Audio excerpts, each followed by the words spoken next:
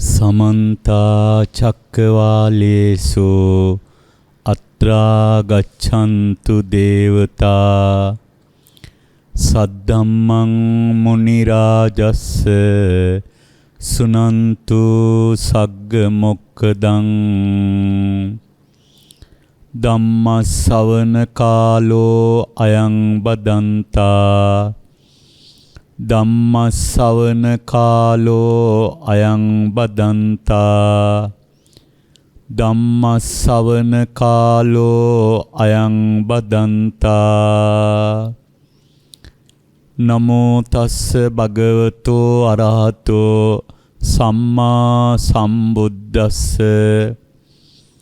නමෝ තස්ස භගවතෝ අරහතෝ සම්මා සම්බුද්දස්ස නමෝ තස්ස භගවතෝ අරහතෝ සම්මා සම්බුද්දස්ස බුද්ධං සරණං ගතෝ හෝති ධම්මං සරණං ගතෝ හෝති සංඝං සරණං ගතෝ හෝති ඉත්තාවතාකෝ මහානාම උපාසකෝති.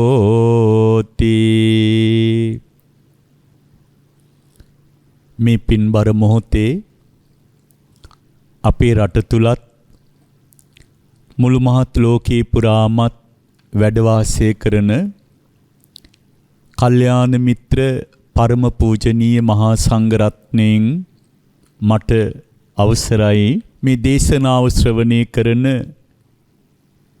ධර්ම ශ්‍රවණාබිලාසී පින්වත් පින්වතියනි,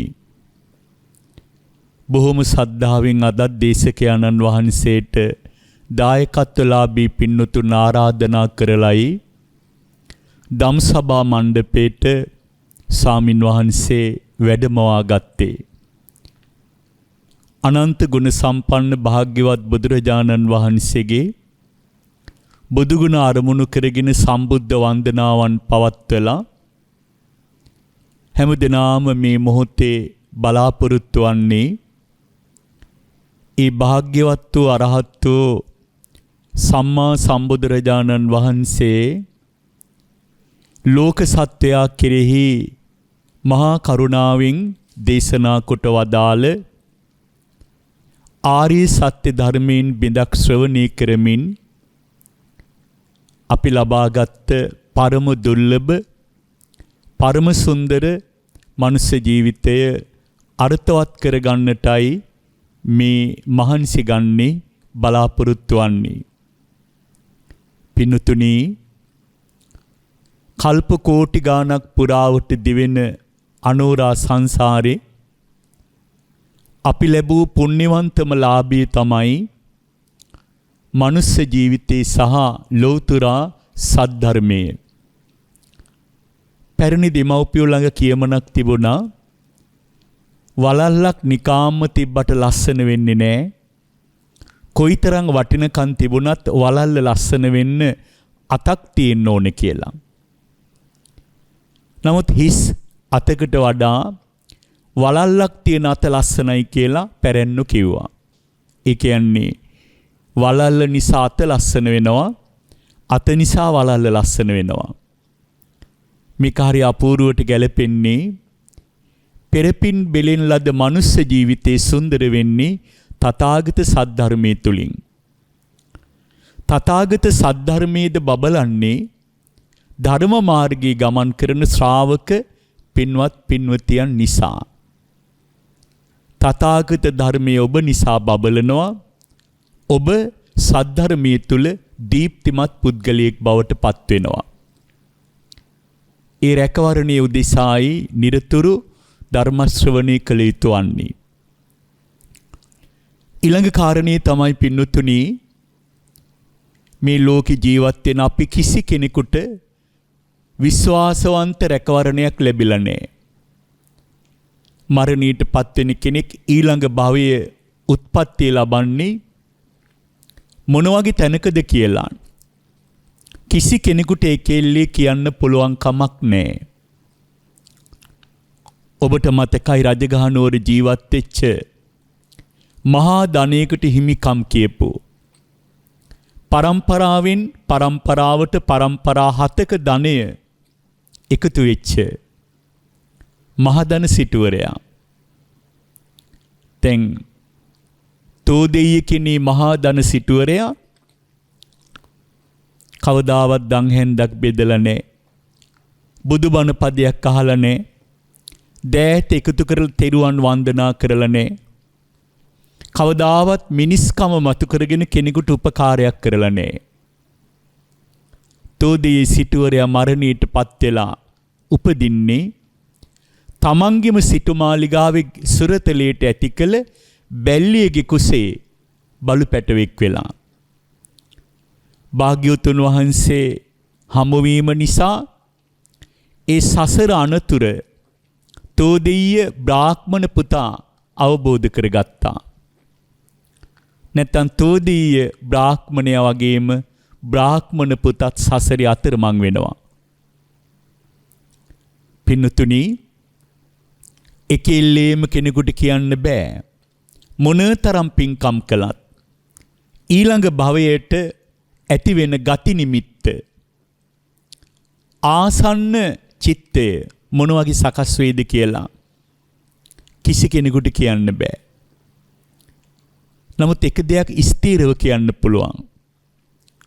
දිගින් දිගටම බුදුබණ අහලා දිගින් දිගටම සද්ධර්ම මාර්ගයේ දියුණු කරගත්ත කෙනා කවදාවත් මරණාසන්න මොහොතේ අසීයකටපත් වෙන්නේ නැහැ. සිහි මුලා වෙන්නේ නැහැ. හොඳ සිහි කල්පනාවෙන් ධර්ම මාර්ගයේ මෙනෙහි කර කර දැස පියා ගන්නවා. එයාගේ ඊළඟ භවය දුකින්තර සැනසිලිදායක තත්වයකටපත් වෙනවා. ගිහි පින්නතුල්ලා හැම වෙලාවෙම අදිෂ්ඨානය කරගන්න ගිහි පින්නතුල්ලා විතරක් නෙමෙයි. පැවිදි උතුමන් වහන්සේලා අපි කවුරුත් අඩුම තරමින් සෝතාපන්න ශ්‍රාවක භාවයට පත් වෙලා දැස පියාගත්තොත් සතර අපාය කියන අනතුරින් අපි ගැලවිලා ස්ථීරවම සෝවාන් ඵලයේවත් සාත් කර නොගෙන කෙනෙක් මරණයට පත් වෙද්දී සතර අපාය නැමැති අනතුරින් ගැලවුණා කියන එක කාටවත් විශ්වාස කරන්න පුළුවන් දෙයක් නෙමෙයි. දැන් ඔය සෝතාපන්න මාර්ගයේ දියුණු කරගන්න කෙනෙක් මුලින්ම වඩන්න ඕන දහමත් සද්ධර්ම ශ්‍රවණයයි. එතකොට තථාගත ධර්මයේ නිතර ශ්‍රවණය කිරීම තුළ ධර්ම මානසිකාරයේ දියුණු වෙලා බොහෝ අකුසල් වලින් බැහැර වෙච්ච ගුණබර ජීවිතයක් අපිට නිර්මාණය කරගන්න පුළුවන්. ඒ නිසා ප්‍රඥා ටීවී සදහම් නාලිකාව තුළ සද්ධර්ම දේශනාවට සැදැහැවර දායකත්වය ලබා දෙන අද දායකත්වලාභී පින්වතුන් මේ මුළු තුන් ලෝක ධාතුවේ තියෙන උදාරම දානමය පින්කම සිද්ධ කරනවා. දැන් මේ කාලේ අපේ රටේ හැම ගමකම හිමිදිරි පාන්දර හිරිපොද වැස්සේ ශබ්ද පූජා හේවිසිනාද මැද සාදුනාද දෙමින් සැදැහැවතුන් තම තමන්ගේ ආරාම පන්සල් වලට පාන්දරින් කටින වස්ත්‍රයේ වඩම්මන කාලයේ මේ චීවර මාසේනේ. තව නොබෝ දිනකින් පුර පසළොස්වක් පොහෝදා උදා වෙනකොට චීවර මාසයේ අවසානයි. බිහිසුණු කොරෝනාවෙන් වසංගතෙන් ගරා වැටිච්ච කඩා වැටිච්ච දේශයක ඊටාම නැවුම් ප්‍රාර්ථනා බලාපොරොත්තු ඇතුව බුද්ධ ශ්‍රාවක දෙවිවරුන්ටත් පින් දෙමින් සදහැවතුන් මේ තුන් ලෝකයේ තියෙන උතුම්ම ආමිෂ දානමේ පින්කමට සූදානම් වෙන චීවර මාසයේ ඒ චීවර දානමේ මහ පින්කමටත් වඩා වටිනවනේ භාග්‍යවතුන් වහන්සේගේ බුද්ධ වචනයක් කෙනෙකුට ශ්‍රවණය කරන්න අවස්ථාව හදලා දෙන එක ලෝකී උතුම්ම පින්කමයි. පින්තුන් විශ්වාස කරන්න කුසගින්න ඉන්න කෙනෙකුට කෑම ටිකක් දෙන්න අපිට පුළුවන්. ඒ කෑම ටික ප්‍රයෝජනෙට ගන්න කෙනා ඒ දවසට කුසගින්න නිවා ගන්නවා. පින් සිද්ධ වෙනවා. පිපාසයක් දැනුණ කෙනෙකුට දිය දෝතක් දෙන්න පුළුවන්. ඒ දාහය ඒ මොහොතේට සංසිඳෙනවා. පින් සිද්ධ වෙනවා. ඇඟට ඉනට ඇඳුමක් නැති කෙනෙකුට වැඩිපුර තියෙන ඇඳුමක් පැළඳුමක් දානය කරන්න පුළුවන්. පින් සිද්ධ වෙනවා. ඒ ඇඳුම ලබන කෙනා කාලයක් ඒකේ ප්‍රයෝජනෙ විඳිනවා. නිවාසයක් නැති කෙනෙකුට නිවසක් තනලා දෙන්න පුළුවන්. හැමදේම දුන්නා වෙනවා. අනන්ත පින් සිද්ධ වෙනවා. නිවාස ලාභියාට නිවස ප්‍රයෝජනවත් වෙන්නේ මේ ජීවිතේට විතරයි. එතකොට මේ සියල්ලම తాවකාලික ප්‍රයෝජනෙ සඳහා වූ පූජාවන්. කෙනෙක් කෙනෙකුට ලෞතර බුද්ධ වචනයක් ශ්‍රවණය කරන්න අවස්ථාව හදලා දෙනවා නම්, සද්ධර්ම දේශනාවකට දායකත්වය ලැබලා දෙනවා නම්, කෙනෙක්ගේ බුදුබණ ටික අහනවා නම්, එක මේක බුද්ධ වචනේ ප්‍රමාණවත් පින්වතුනි, කල්ප ගණන් දිවෙන අනෝරා සංසාරින් ඈතර වෙන්න, සතර අපා දුකින් මිදෙන්න. එතකොට ලෝකේ තියෙන උතුම්ම දාණය සද්ධර්ම දාණයයි. කෙනෙක් කෙනෙකුට දෙන්න තියෙන වටිනාම උපකාරී ත්‍යාගය ඒ ලෞතර බුද්ධ වචනයයි. අද මේ සිදු කරන්නේ ධර්ම පූජාවයි. දහම අහලා දහම సంతානිය තුල පදිංචි කරගෙන ධර්මානුකූලව ජීවත් වෙනවා කියන අදිෂ්ඨානය ඇති කරගන්න. මම නිතර මගේ දේශනාවලදී ශ්‍රාවකයන්ට මහා කල්පය ගැන සිහිපත් කරනවා. මතක තියාගන්න, එහෙම සිහිපත් කරන්නේ සසරේ භයානක ආදීනවේ අඳුන ගන්න. අපේ සදහැවතුන් කිසි බයක් නැතුව, පිළිකුලක් නැතුව, කයින් වචනෙන් හිතින් අනන්ත අකුසල් රැස් කරන්නේ ඇයි? සසරේ ආදීනවේ අඳුනන්නේ නැහැ. කෙනෙක් සසරෙහි ආදීනවේ අඳුන ගත්තා නම් කවදාවත් සිහිනින්වත් වැරැද්දකට පෙළඹෙන්නේ නැහැ. ආදීනවේ අඳුන ගන්න නම් කරන්න ඕන වටිනම දේ පින්වතුනි, සසර දුක නිතර නිතර මෙනෙහි කරන්න. නිතර නිතර අබින්හං පච්චවෙක්කි තබ්බං, හැම වෙලාවෙම මෙනෙහි කරනවා නම්, සිහිපත් කරනවා නම්, ප්‍රත්‍යවේක්ෂා කරනවා නම් සසරෙහි දුක අන්න ආදීනවේ අඳුන ගන්න ලැබෙනවා. ඒක ජීවිතේට බද්ධ වුණාම එයා මේ මුළු ලෝකෙම තියෙන දුක් ගොඩක් බව ප්‍රඥාවෙන් අවබෝධ කරගන්නවා. ඉතින් එයා කිසි දෙයකට බැඳෙන්නේ නැති, හැමදේම දරා ගන්න, විඳ ගන්න සැනසිලිදායක ජීවිතයක් නිර්මාණය කරගන්නවා. මෙච්චර බුදුබණ අහන ඔබට තියනවාද විඳ ගැනීම, දරා ගැනීමේ හැකියාව? නෑ. මම වගකීමෙන් කියන්නේ. තද හිසේ අමාරුවක්වත් ඔරොත්තු දෙන්නේ නෑ.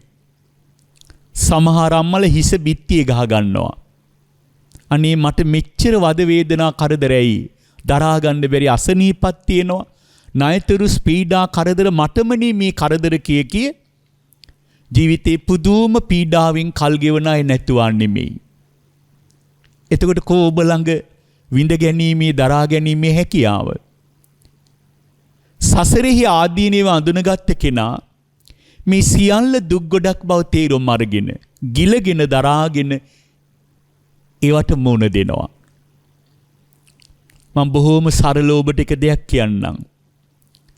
අනන්ත සංසාරේ කරපු කියපු දේවල් අපි පස්සෙන් එනකොට ගැලවෙන්න, මග අරින්න, කෙටි පාරවල් වලින් දුවලා බේරෙන්න මගක් නැහැ සංසාරේ. මේ ජීවිතේ යහපත් වෙන්න පුළුවන්. අනන්ත සසර කළ අකුසල් කොයිතරම් ඇද්ද? භාග්‍යවතුන් වහන්සේ දේශනා කළේ චක්කං වහතෝ පදං. කරත්ති බැඳලා ගොනා දක්කනකොට ගොනා පය තබා යන ආකාරයෙන්ම කරත්තේ රෝද දෙක ගොනා පස්සෙන් එනවා. ගොනා බැරි වෙලාවත් පස්සට ගියොත් රෝද දෙක පස්සට කැරකෙවෙනවා.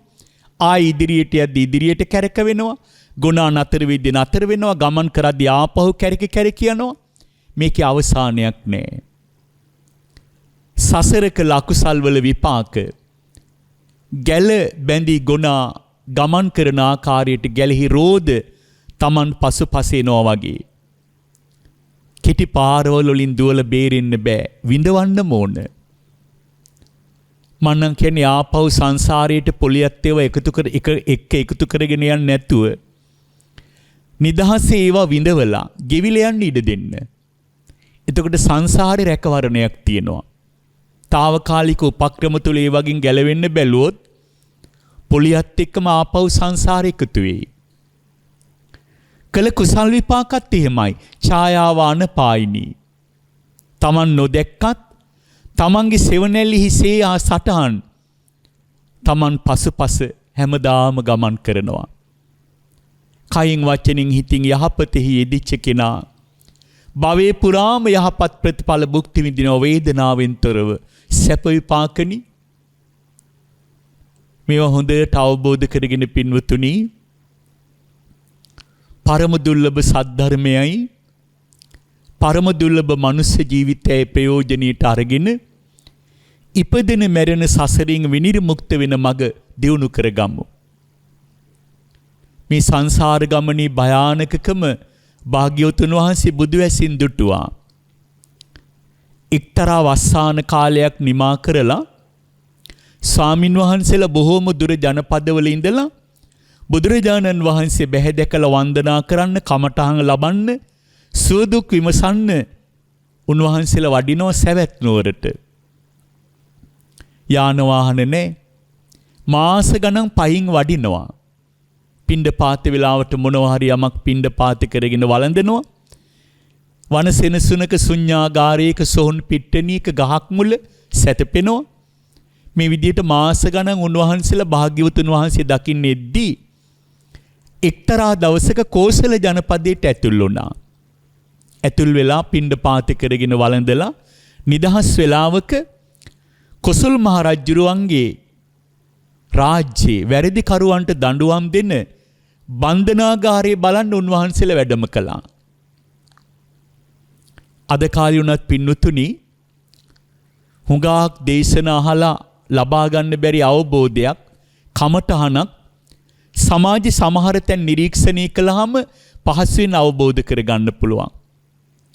දහසක් දුක් කරදර විඳින, වැරදිකරුවන් දඬුවම් විඳින, බන්ධනාගාරයක් තුල ගෙවන පීඩාකාරී ජීවිතේ දැක්කහම මිනිස්සු මනසින් දූෂිත වෙලා දරා ගන්න බැරි කෝපෙන් කළ අකටයුතු තුල මොනතරම් පීඩා විඳිනවද? අනේ තව ටිකක් ඉවසන්න තිබ්බ නේද කියලා හැම දිනාටම කමඨහනක් ඒ තුලින් ලබන්න පුළුවන්. ඔබ ආසන්න ප්‍රදේශයේ මහරෝහලක්, මහරගම අපේක්ෂා රෝහල වැනි තැන්වල නිදහසේ ඉන්න වෙලාවක ඇවිදලා බලන්න. ජීවිතයේ අනිත්‍යතාවයේ පිළිබඳ දැවැන්ත කමඨහනක් ඔබට ඒ තුලින් ලබා ගන්න පුළුවන්. ලස්සන දැස නොපෙනී ගිහින් තියුණු කන් දෙක නැසී ගිහින් ඇවිද කියා ගන්න බැරි රෝගීන් ඇඳවිට්ට මල්ලගමනත් නැගිට ගන්න බෑ. ලස්සන මල් කැකුළු වගේ පොඩි දරුවෝ ඉසකේ ඔක්කොම ගිහින් සම රැලි වැටිලා විරූපී වෙලා ජීවිතය ගැන ප්‍රාර්ථනාවක් නැතුව ඔහේ ජීවත් වෙනවා. ඒ රෝගීන් දැකලා මෛත්‍රී හිත උපදවගෙන මම අනන්ත සංසාරේ මේ වගේ මොනතරම් රෝගී තත්වයන්ගෙන් පීඩාවට පත් වෙන්නේ නැද්ද? අනතුරු වෙලා එක තැන දුක් විඳින්නේ නැද්ද? ඇඳවිට්ටම අල්ලගෙනවත් නැගිට ගන්න බැරි මොනතරම් කල්ප ගණන් මම ජීවිතේ සසර දුක් විඳදෝ කියලා ඒ කමඨහන් දියුණු කරගන්න. මේ සසරින් ගැලවිලා යන්න කැමති දක්ෂ ශ්‍රාවකයා තමන්ට ලැබෙන හැම දෙයක්ම කමඨහනක් කරගන්නවා. තමන්ට දැනෙන හැම වේදනාවක්ම කමඨහනක් කරගන්නවා. ඒවා කමඨහන් කරගෙන පාදක කරගෙන මෙච්චර භයානක සසරක් නේද මම මේ ප්‍රාර්ථනා කරන්න කියලා සිහිනින්වත් මෙවන් සසරක් නොවේවා කියන ප්‍රාර්ථනාව දියුණු කරගන්නවා. අපි දැන් ඉක්මනින් උපාය මාර්ග හොයාගන්න වෙනවා පින්නතුනි. වැඩි කාලයක් ඉතුරු වෙලා නැහෙනේ. මීට වඩා භයානක වසංගත කීයකට අපිට මොන දෙන්න වේද සංසාරේ? සතර අපායේ මුරුගසං වරුසාවට වඩා භයානක විපත්වලට සසර අපිට මුහුණ දෙන්න වෙනවා. ඒ සසර හොඳට අවබෝධ කරගෙන සසරේ දුක වඩලා ආදීනවේ අඳුනගෙන අර භාග්‍යවතුන් වහන්සේ දේශනා කළා. පින්වත් මහණෙනි, මේ භයානක සංසාරේ දුක මම තරම් දන්න කෙනෙක් ලෝකේ ඉන්නවා නම් සිහිනෙන්වත් නැවත ඉපදීමක් ප්‍රාර්ථනා කරන්නේ නැහැ කිව්වා. ඒ මග වඩන්න දක්ෂ වෙන්න ඔබ. දැන් අර ස්වාමින් වහන්සේලා බන්ධනාගාරයේ පුරා වැඩම කරද්දි දුටුවා අපරාධ කරපු මම් පහරපු මිනී මරපු වැරදිකාරින්ට රජුරෝ දඬුවම් නියම කරලා බන්ධනාගාරේ හිරකූඩු ඇතුළේ දඬුවම් විඳිනවා. සමහරුන්ගේ බෙල්ල කඹයකින් ගැට ගහලා යකඩ කූරුවල හෙල්ලෙන්නවත් බෑ. කඹේට කැපිලා බෙල්ල තුවාල වෙලා ලේ ගලනවා. පැසවල ඒ තුවාල දුගඳ හමනවා. වේදනාව විඳිනවා. සමහරුන්ගේ අත් දෙකට මාංචු දාලා ගැට ගහලා ඉනට ලණුවක් දාලා ගැට ගහලා කණුවල හෙල්ලෙන්න පෙරලෙන්න හැරෙන්න මොකුත් බැරුව දුක් විඳින බැඳීම්. මේ බන්ධන බැඳීම් නිසා දුක් විඳින සිරකරුවෝ දැකලා ධර්ම සංවේගය ඇති කරගත් ස්වාමින් වහන්සේලා බුදුරජාණන් වහන්සේ මුණ ගැහෙන්න දින ගණන් ගෙවාගෙන ඇවිත් ආගිය තොරතුරු කතා කරද්දී සීපත් කළාලු, ස්වාමීනි, අපි කෝසල රාජ්‍යයට ඇතුල් වෙලා විවේකයෙන් ඉන්න වෙලාවක කොසල් මහරජුරුවන්ගේ මේ බන්ධනාගාරයට වැඩම කළා. අනේ ස්වාමීනි, නොයෙක් බන්ධනවලට අහු වෙලා මාංචු වලින් බැඳලා, කඹ තේඩා ලණු වලින් වරපට වලින් බැඳලා පුදුම දුකක් විඳිනවා මේ බැඳීම් නිසා හිරකාරයෝ. ස්වාමීනි, මීටත් වඩා භයානක බැඳීම් තවත් ලෝකෙ තියෙනවද කියලා ඇහුවා. බුදුරජාණන් වහන්සේ වදාළ, පින්වත් මහණෙනි, මාංචු කුට්ටමකින්, තේඩාවකින්, කඹයකින්, වරපට ලණුවකින් බඳින බැඳීම් මොන බැඳීම්ද? දඬුවම් කාලේ අවසන් වුණාම මේ බැඳීම් වලින් නිදහස් වෙනවා සදාතනිකව. එහෙම නැත්නම් ඇඟේපති බාහුවලයෙන් දඟලලා ඒ බැඳීම් කඩා ගන්නත් පුළුවන්. ඒවා බැඳීම් නෙමෙයි පින්වත් මහණෙනි. කවදාවත් කෙනෙකුට සංසාරේ පැනලා යන්න බැරි, බිඳින්න බැරි, කඩා ගන්න බැරි බරපතලම බැඳීම් තියෙනවා. ඒවා මහ වේදනාත්මකයි මහණෙනි. ඒ බැඳීම් තමයි පුත්තාමත්ති. මගේ දරුවෝ, මගේ දරුවෝ, මගේ දරුවෝ කියලා දරුවන් කෙරෙහි ඇති කරගන්න සෙනෙහස බැඳීම කොහොමනම් කඩන්නද, බිඳින්නද? ධනං මත්ති. රංගිදී මුතුමැලික්, දීපල, ධනෙ, ගෙවල් දොරවල්, යාන වාහන, වතු පිටි, බැංකු පොත්, ඔප්පු මිටි. ඒ බැඳීම් ඇති වුණාම මහණෙනි, කොහොමනම් ඒ බැඳීම් වලින් නිදහස් වෙන්නද? ඒ බැමි කොයි විදිහට කඩා ගන්නද? කඩා ගන්න බෑ. ඒවට හිර වෙලා අහු වෙලා ලෝකයා කල්ප ගණන් ඒ බැඳීම් තුල මහණෙනි දුක් විඳිනවා. දරුවන්ට, ධනෙට, දීපලට, භෞතික දේට ඇති වෙන බැඳීම් මහණෙනි බැඳීම් හැටියට දැනෙන්නේ නැහැ. අර හිර කරලා බැඳලා ඉන්න දඬුවම් විදින හිරකාරයෝ විඳින දඬුවම වගේ මේක Tamanට දැනෙන්නේ නැති නිසා බැඳීමක් කියලා හිතන්නේ. අපරාධකාරයෝ මහණෙනි නිදහස් වෙලෙනවා දඬුවම් කාලය අවසන් වෙලා. දරුවන්ට, දීපල, ධනෙ, භෞතික දේට බැඳිච්ච උදවිය, ස්වාමියාට, බිරිඳට, පවුලේ ඇත්තන්ට, අපේ කමට බැඳිච්ච උදවිය උදේ එළියට ගියත් හැන්දෑවේ ආපහු එතෙන්ට එන්න ඕන.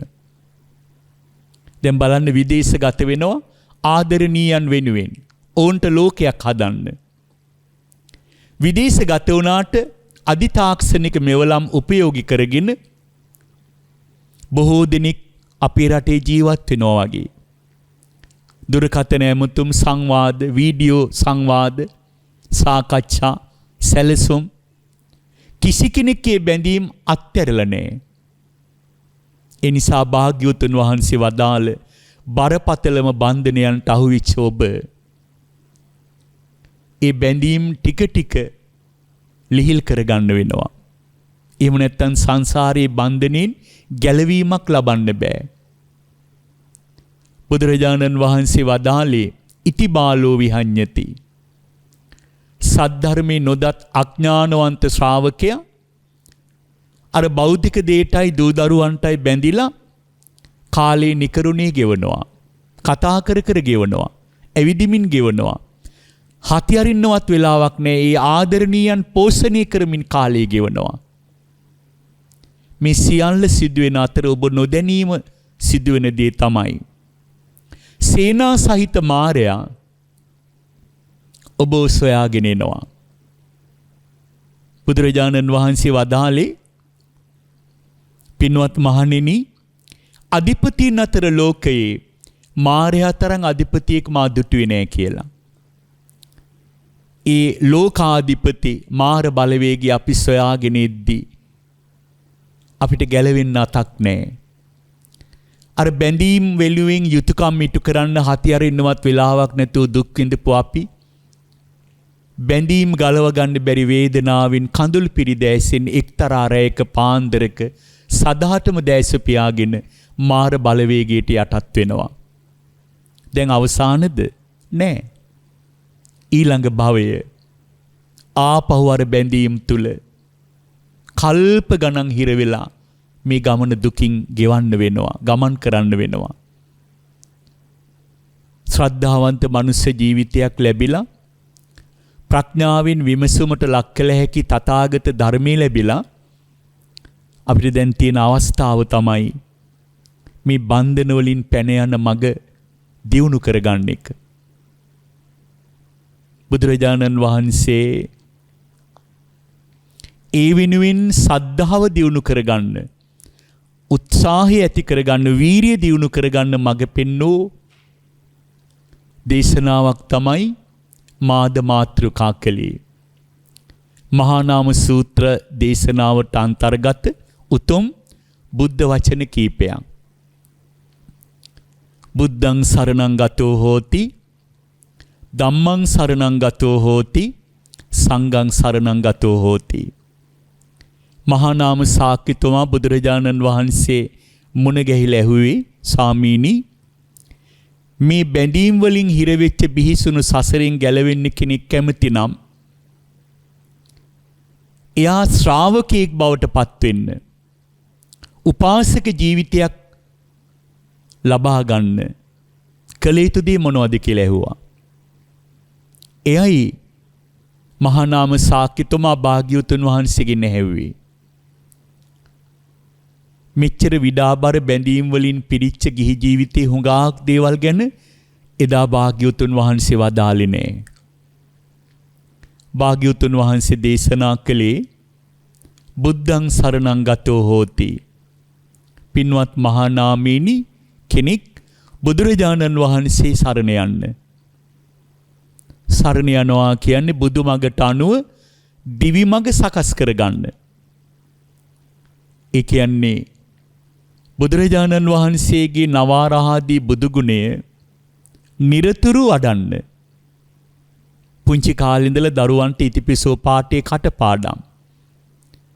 දැන් ඊටත් වඩා වටින්නේ පින්නතුනි එහි අර්ථය අවබෝධ කරගෙන බුදුගුණ කියාපෑම.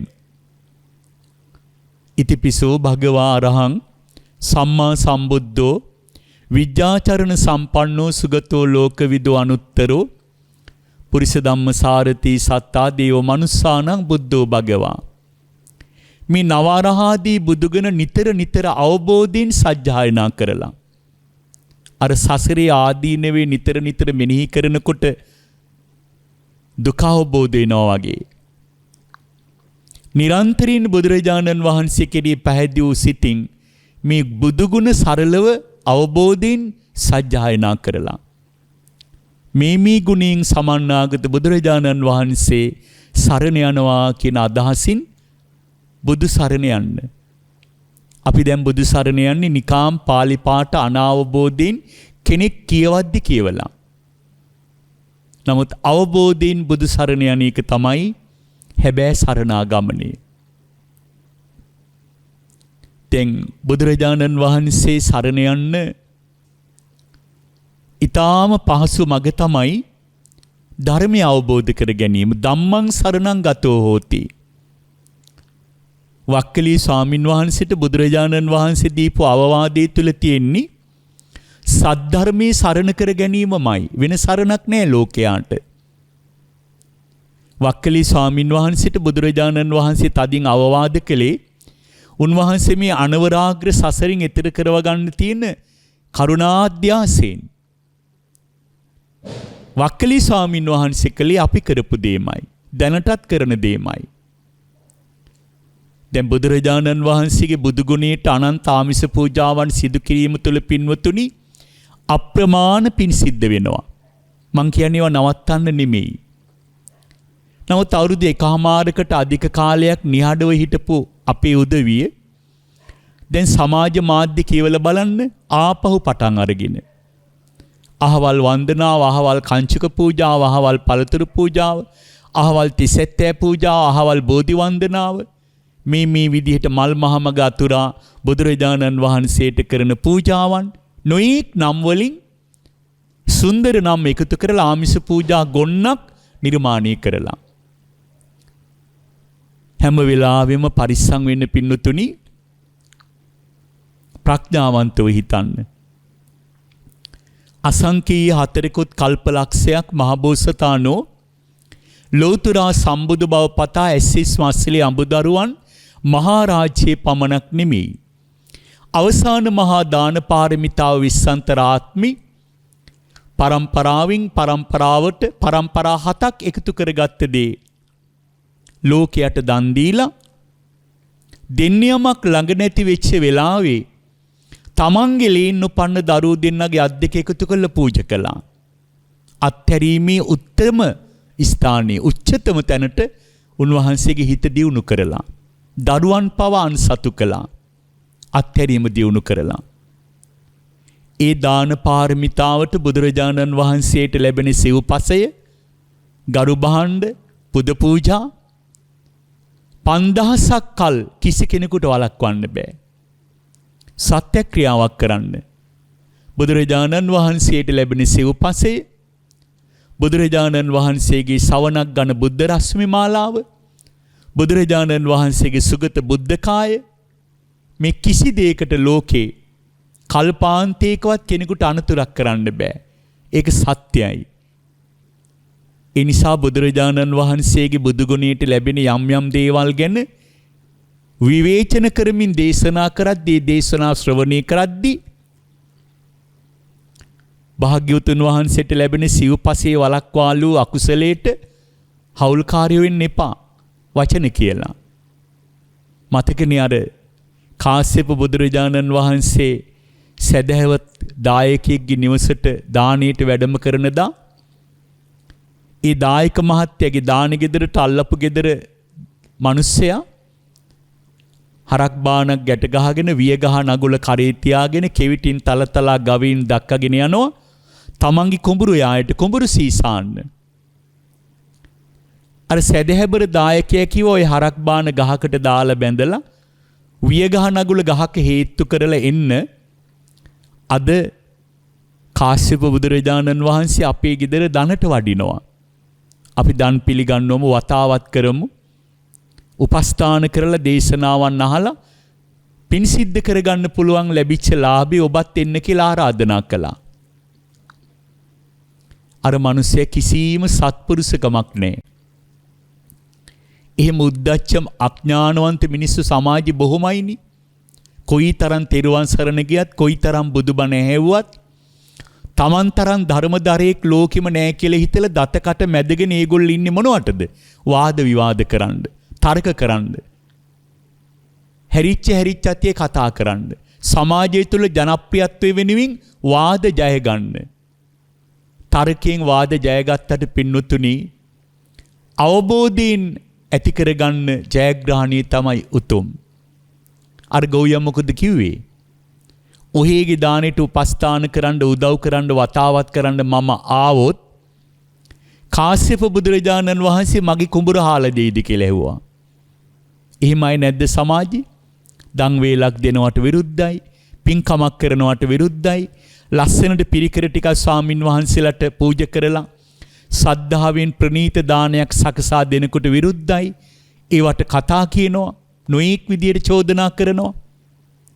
අවසානයේ මහා කල්පයක් දැවැන්ත ගවරැංචුවක් බැඳගත්ත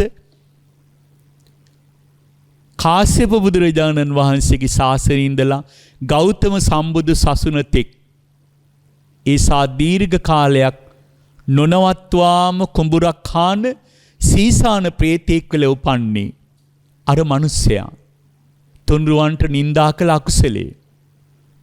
ඒ නිසා හරි පරිස්සම් වෙන්න ආර්ය අපවාද අකුසලීන්.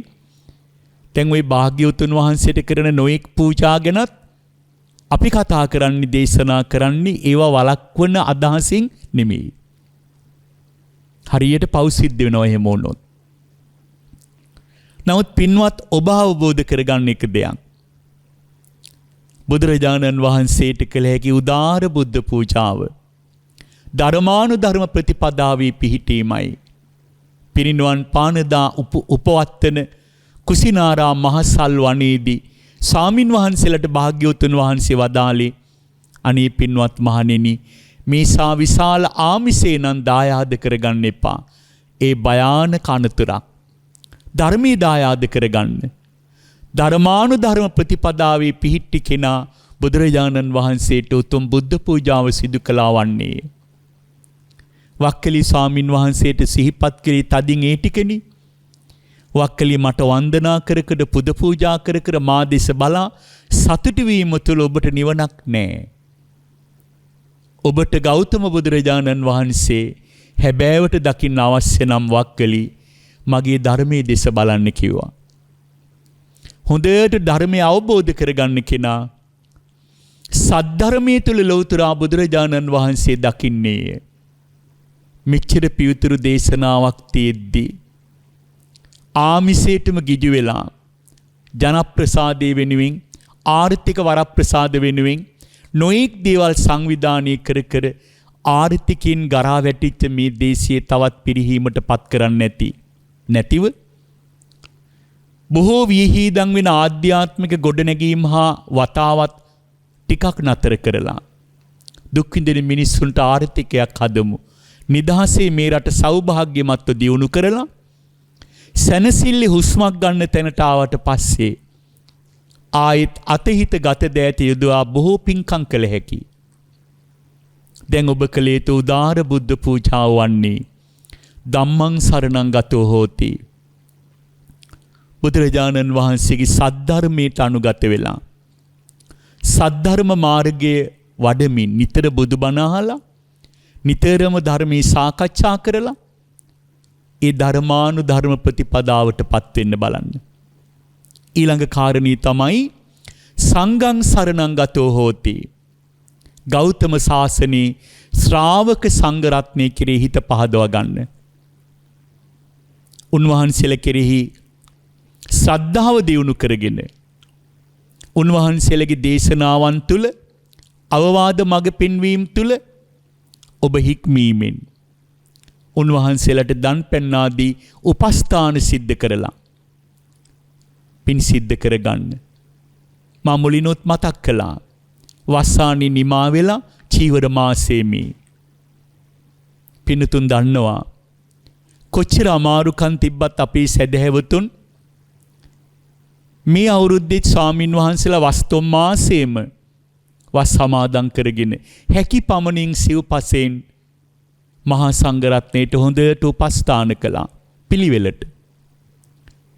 දැන් පුරාණ කාලේ ස්වාමින් වහන්සේලා විතරක් නෙමෙයි ගිහි ඇත්තොත් වස් සමාදන් වෙලා ස්වාමින් වහන්සේලාට වසට ආරාධනා කරලා වස් බාරගත්ත දාම සදහැවතුන් අෂ්ටාංග සීලී සමාදන් වෙනවා. ගිහි දස සීලී සමාදන් වෙනවා.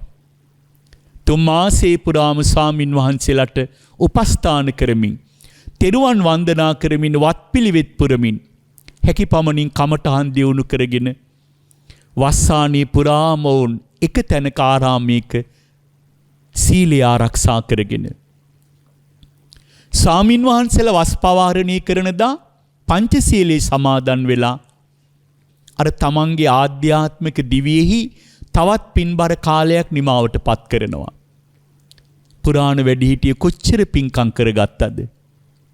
අද අපේ ඇත්තන්ට ඒවට විරාමයක් නැති සයක් දකින්න තියෙනවා. 3 මාසයක් තියා මාසයකට එක දවසක් පසළොස්වක පොහොදාවත් පිහිවස් සමාදන් වීමේ අදහස් ජීවිතවලින් ඈත් වෙලා ගිහින් උදේ සිල් අරගෙන හීල් දානිත් තරම් දවල් ගිලම්පස අරගෙන දවල් දානිත් තරම් හවස 3:00ට 4ට ගිලම්පස කෝප්පේ බීපු ගමන් එක එක්කෙනා තනි තනියම වන්දනා කරගෙන තැන් තැන්වල සිල් පවාරණය කළ පාරවල් ගාන යනවා පේනවා. අමනාප වෙන්න එපා. උතුම් උපෝසතේ පිහිටා අතරමඟ සිල් පවාරණය කළ ගෙදර දුවන්නේ අර භාග්‍යවතුන් වහන්සේ වදාළ කවදාවත් බිඳින්න බැරි බැඳීම් වලින් හිර වෙලා. ඔය අතර බලන්න කොයිතරම් අත්හැරීමෙන් ඈත් වෙලාද කියනවා නම් අනි මේ අඩුපාඩු හදාගන්න. පසළොස්වක දා උදේ සියල්ල අත්හැරලා අබිනිෂ්ක්‍රමණය කළා වගේ සියල්ල අත්හැරලා මනසින් දම් සභා මණ්ඩපේ ළඟ වාඩි වෙනවා. ඒ දවස පුරාම ආර්ය මාර්ගේ වඩන්න. මේ කිරියම්මල කිරියත්තල දරුමුණු පුරන්ට යට වෙලා ලොකු අනතුරක. හුඟක් අය දරුවෝ හදලා දැන් දරුවන්ගේ දරුවොත් හදනවා. අත්තරින්න කැමති නෑ. මුණුබුරාගේ මිනිබිරියගේ අතින් අල්ලගෙන කවිසින්දු සීපද කීකි දවස ගෙවන එක ඇබ්බැහි වෙලා සිල්පෝයිදාත් අතරමඟ දුවනවා. නිකම්ම නෙමෙයි. දවල් දානෙට මොනවා හරි රස කැවිල්ලක් යෝගට් එකක් අයිස්ක්‍රීම් කප් එකක් පූජා කළොත් ඕක ඔතාගෙන මල්ලි තියන් ඉඳලා ඒකත් අරගෙන දුවනවනි දරුමුණු පුරන්ට. අත්තරින්න ආපු දවසේ සියල්ල රැස් කරගෙන ආපහු දුවන්නේ බැඳීම් තුල හිර වෙලා. කවද්ද පින්නතුනි මේ භයානක බැඳීම් වලින් නිදහස් වෙන්නේ? ඔබට මතකද උතුරු තායිලන්තේ වනගත ආරාමයක ජීවත් වූ මෑත ඉතිහාසයේ ලෝකේ පින්වත්ම කාන්තාව අරගෙන කියවන්නේ පොත සිල් මාතා කායේව. අපේ රටේ පින්වත් තරුණ දියණිවරු පින්වත් අම්මාවරු තමන්ට අකුරු කියා ගන්න බැරි වුණත් දරුමුණු පුරන් ලවා හරි කියව ගන්න. සිල් මාතා කායේව දහම් පොත. අනෝරා දුක් විඳපු කාන්තාවක් වනගත ගමක දුෂ්කර ජීවිතයක්. කඩේ වතුර බැඳගෙන ගොවිපළවල් වලට කඳු වලට බඩගගා කුලී වැඩ කරලා දියණියත් ස්වාමියාත් ජීවත් කරවලා මත්පැන් බොන ස්වාමියාගෙන් ගුටි බැට කකා නින්දා විඳ බොහෝ වෙලාවට හාමුතේ දුක් විඳලා වස්සානීක වස්තුම් මාසයක තායිලන්තේ ආරාමයක සිල් සමාදන් වෙන්න අවසර ඉල්ලලා අවසර ලැබුණේ නෑ. ලැබුණේ ගුටි බැට. ආයෙත් අවුරුද්දක අවසර ඉල්ලලා ඒත් ලැබුණේ නෑ. යම් අවුරුද්දක අමාරුවෙන් ලැබිච්ච අවසරයේ තුල වස්තුම් මාසෙම ස්වාමින් වහන්සේලාට උපස්ථාන කරලා ඇයද උතුම් සීලය රැකගෙන දියණියට විවාහයක් කර දීලා තමන්ගේ ස්වාමියා වගේම දියණියගේ ස්වාමියාත් බේබද්දෙක් වෙච්ච තැන තමන්ගේ ස්වාමියා මරණයට පත් වෙලා අවසානයේයි සදාතනිකව පැවිදි වෙලා දස සිල් වෙලා ඈත වනගත ආරණ්‍යවල උත්සාහයෙන් භාවනා කරලා සමහර දිනවල රෑ තෙත රෙදි කෑලි කකුලේ උතාගෙන නිදිමත එනවට ඇය උත්සාහයෙන් භාවනා කරලා මොකද ඇයට පාදම උනේ භාවනා කරන්න පාදකේ උනේ ස්වාමියාගේ දුක්බර පීඩාකාරී ජීවිතයෙන් බැට කාපු එක. තමන් වගේම යම් දවසක දියණියත් මේ සසරේ බැඳීම් නිසා ගුටි බැට කමින් දුක් විඳින එක. ආපහු මේ සසරට වැටෙන්න හොඳ නෑ කියලා අච්චර දුක් විඳපු දුර්වල ඇය මොනතරම් උත්සාහයෙන් භාවනා කළාද, උතුම් සීලය ආරක්ෂා කළාද, සද්ධර්මයේ තුලින් බුදුරජාණන් වහන්සේ හැබෑවට දකින්න උත්සාහ කළාද කියනවා නම් එක්තරා දිනක ඇය හිමිදිරි පාන්දර චතුරාර්ය සත්‍ය ධර්ම අවබෝධයෙන් වීතරාගී මහරහත් ඵලයට පත් වෙලා තායිලන්තයේදී ඇය පිරිනුවන් පාන්නේ මෑත ඉතිහාසයේ මහරහත් තෙරණිය හැටියට සිල් මාතා කායු. ඇයගේ උතුම් බෝසත් ජීවිතයේ ආදර්ශයට ගන්න පුළුවන් නම් කරදර බාධක අතරින් ටික ටික බැඳීම් වලින් නිදහස් වෙලා උතුම් සීලයේ රැකවරණය ලබාගෙන ප්‍රඥාවෙන් වීරියවන්තව සසරේ ආදීනවේ වඩලා දුකින් නිදහස් වෙන මඟ දියුණු කරගන්න පින්වතුනි. ඒකට වයස, කාලය, ඇඳුම් පැළඳුම්, ආහාර පාන බලපාන්නේ. ඒකට බලපාන ප්‍රබලම දේ තමයි බරපතල ලෙස කලකිරීමෙන් තෙරුවන් කෙරෙහි සද්ධාව දියුණු කරගත්, ජීවිතය ගැන කලකිරීමෙන් තෙරුවන් කෙරෙහි සද්ධාව ඇති කරගත් හදවතත්, මේ සසර දුකක් බව ප්‍රඥාවෙන් අවබෝධ කරගත්ත මනසත්, සද්ධාවෙන් පිරි හදවතයි ප්‍රඥාවෙන් පිරි වීරවන්ත මනසයි කියන කරුණු දෙක පමණයි මට නම් හිතෙන්නේ මේ භයානක දුකින් නිදහස් වෙන්න කෙනෙක් දියුණු කරගන්නට ඕන කරන කාරණා දෙක. ওই ටික දියුණු කරගන්න පුළුවන් නම් ඔබටත් ඔබේ ජීවිතය තුළ විතරාගී මහරහත් ඵලයේ කෙසේ වෙතත් සෝවාන් ඵලයට පත්වෙන ශ්‍රාවකයෙක් තුළ දියුණු කරගත යුතු උතුම් කරුණු හතරවත් වඩා ගන්න හැකියාව ලැබේ. නිරතුරු ධර්ම ශ්‍රවණී කිරීම, ඒ ඇසූ දහම නුවණින් මෙනෙහි කිරීම, ධර්මානුධර්ම ප්‍රතිපදාවට පත්වීම, ඒ සඳහා වූ සීලයෙන්, ගුණයෙන්, තපෝදහමින්, වයසින් දැනුගත් ධර්මයෙන් යුතු කල්යාණ මිත්‍ර ආශ්‍රයයන් බුදුබණ ඇසීමයි, ඇසූ දහම නුවණින් වැඩීමයි, දහමට බර ජීවිතයයි ඒ සඳහා උත්සුක කරවන කල්යාණ මිත්‍ර ආශ්‍රයයි. මෙන්න මේ කාරණා ටිකට ඔබ යොමු වෙනවා නම් ඔබේ ජීවිතය, මට හිතෙනවා භාග්‍යවතුන් වහන්සේ දේශනා කළ එත්තාවතාකෝ මහා නාමෝ පාසකෝ, එපමණකින් මහා නාමයේ නිහිතෙම උපාසකයෙක් වන්නේය, උපාසිකාවක් වන්නේය. එතකොට උපාසක උපාසිකා කියලා කියන්නේ පින්වතුනි වයසට ගිය අයට ලැබෙන ගෞරව නාමයක් එහෙම නෙමෙයි. අද හුඟක් අය හිතන්නේ එහෙමයි. එවිද ගන්නත් බෑ. අනේ තරහ වෙන්න එපා, අල්ප දයන්න වගේ වකුටු වෙලා. සිල් පොයදා ධර්මශාලාව ගිහින් මුල්ලක හේතු කළාම හවස්මාන සිල් මුදන කල් හේතු වෙච්ච තැනමයි. එහෙට මෙහෙට යන්න බෑ. මේ වියටපත් වෙන උදවියට අපේ උදවිය කියනවා උපාසක උපාසිකාව කියලා. ඒක සාම්ප්‍රදායික දෙයක්. ඒ හැබැයි උපාසක උපාසිකාව නොවේ. වයසට ගිය වියපත් දෙමව්පියෝ. ඔබ යමෙක් උපාසකයෙක් උපාසිකාවක් හැටියට දකීද? ඔබ ගෞතම සාසනයේ හැබැයි උපාසක උපාසිකාවන් වීමට මහන්සි ගන්නේද? ඔබ කළ යුතු වන්නේ බුද්ධං සරණං ගතෝ හෝති, බුදුරජාණන් වහන්සේ සරණ යන්න.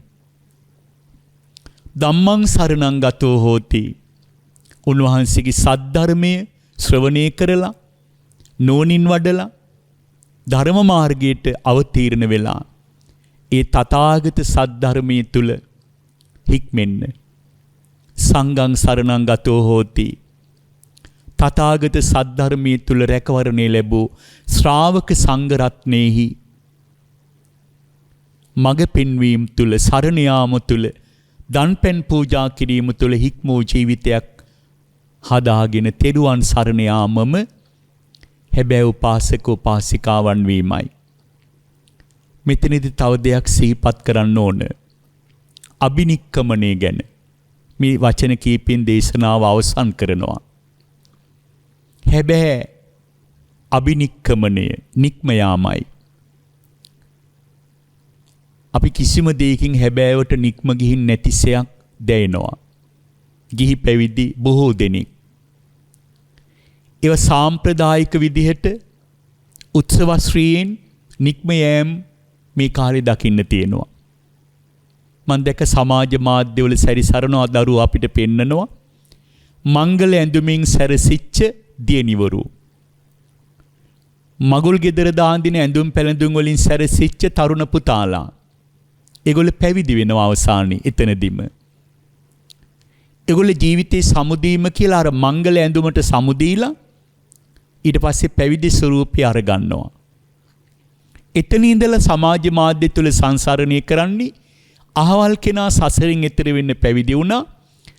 ඔහුගේ හෝ ඇයගේ පැවිදි දිවිය සාර්ථක වේවා. දිගටම මේ ගැන සාකච්ඡා දා ගන්නවා. නැවත නැවත පින්තූර ඇති කරනවා. පළ කරනවා. ඊට පස්සේ ඒගොල්ලෝ බුදුන් වන්දින තැන්, වන්දනා ගමනක යන තැන්, දන් වළඳන තැන් ලස්සන පින්තූර හදාර ජනගත කරනවා. මන්නම් ඒ කිසිම තැනක හැබැයි නික්කම්මේ දකින්න නෑ. හැබැයි නික්ම යාමක් නෑ ඒ තැන්වල. හැබැයි නික්කම්මේ හුරු කළ ඇත්තෝ ලෝකයට හොරෙන් මේ බැමි කඩාගෙන නිදහස් වෙන්න නිහඬ ධර්ම මාර්ගයකට ඇතුළත් වෙනවා. මේ රටේ ඈත වනාන්තරවල වනසෙනසුන්වල ආරණ්‍ය සේනාසනවල කොච්චර පිං ඇති ප්‍රඥාවන්ත තරුණ දෝල පුතාලා ලොවට හොරින් නිහඬව ලෝකේ නික්ම යෑමේ මඟ වඩනවද? ඒව ජනගත කරන්නේ නැහැ. ඒ නිසා නෙක්ඛම්මය හුදු සම්ප්‍රදායක් හැටියට ජනගත කරමින් ඊට පස්සේ මේක ජනප්‍රියත්වයේ උදෙසා කරන තවත් කටයුත්තක් බවට පත් වුනොත් හරි වේදනාවක් තියෙනවා. නෙක්ඛම්මේ ඇති ආධ්‍යාත්මික වටිනකම නැතු යනවා. කුලදරුවෙක් පැවිදි කරන්න කලින් සමහර දැන්වීම් අපි දකිනවා. අම්මි තාත්තේ නැන්දි මාමි ආච්චි සීයේ මං හෙට පැවිදි වෙනවා. ඊට පස්සේ ඒක සංසරණය කරනවා නොයෙක් තැන්වල පින්තූර. පස්සේ පැවිදි වෙන පින්තූර. එතන ඉඳලා සමාජ මාධ්‍යයට හුරු කරන ඒ පොඩි හාමුදුරුවරු පින් ඇති පුංචි මෙහෙණින් වහන්සේලා සමාජය තුල මොනතරම් මාධ්‍ය තුල දූෂණයට ලක් වෙනවද? අපවාදයට ලක් වෙනවද? අවධානයට ලක් වෙනවද? එතකොට අර නික්කම්මේ තියෙන ආධ්‍යාත්මික පරමාර්ථය ඉටු වෙන බවක් මම දකින්නේ නෑ. මේ ගැන තමයි අපි වඩාත් කල්පනා කළ යුත්තේ. හැබැයි ආධ්‍යාත්මික සංකල්පනාවක් තුළ හැබෑවට නික්ම යාම නික්කම්මයයි. ජනප්‍රියත්වයේ හොයාගන්නට නික්ම යාම හෝ නොයෙක් වරදාන වරප්‍රසාද වෙනුවෙන් නික්ම යාම හෝ නික්කම්මේ නොවන්නේය. මේ දහම ශ්‍රවණය කළ ඔබට මේ ජීවිතය අපහසුවත් සසර යම් දවසක නික්ම යාම අර්ථවත් කරගන්න ලැබේවා. මේ ජීවිතේ හදාගත්ත ගෙවල් දොරවල් දීපල ධනෙ දූ දරු මුණුපුරන් බිරිඳ සාමියා දෙමව්පියන් බලහත්කාරයෙන් මග දාලා යන්න එපා. ඒක නික්කම්මේ නෙමෙයි. ඕනම කෙනෙකුට ඕනම නගරයක් මැද්දේ තපෝවනයක් හදාගන්න පුළුවන්. ඒ තමන්ගේ හිත දුවන පිච්චෙන ගැටෙන හිත නිවාගත් තැන තපෝවනයයි. හැම කෙනෙකුටම තමන්ගේ ජීවිතය තුළ ජීවත් වෙමින් නික්කම්මේ දියුණු කරගන්න උතුම් පරමාර්ථයක් තුළ නික්ම යාමේ අදහස දියුණු කරගන්න මේ දේශනාව උපයෝගී වේවා කියලා මේ මොහොතේ ප්‍රාර්ථනා කරනවා. ආකාසට්ටාච බොම්මට්ටා දේවා නාගා මහිද්దికා පුඤ්ඤන්තං අනුමෝදිත්වා චිරං රක්ඛන්තු ලෝක සාසනං චිරං රක්ඛන්තු දේශනං චිරං රක්ඛන්තු මං පරන්ති. බුදුබණ ඇසූ පින් බිලින් හැම දිනාටම උතුම් ධර්මාවබෝධය ලැබේවා.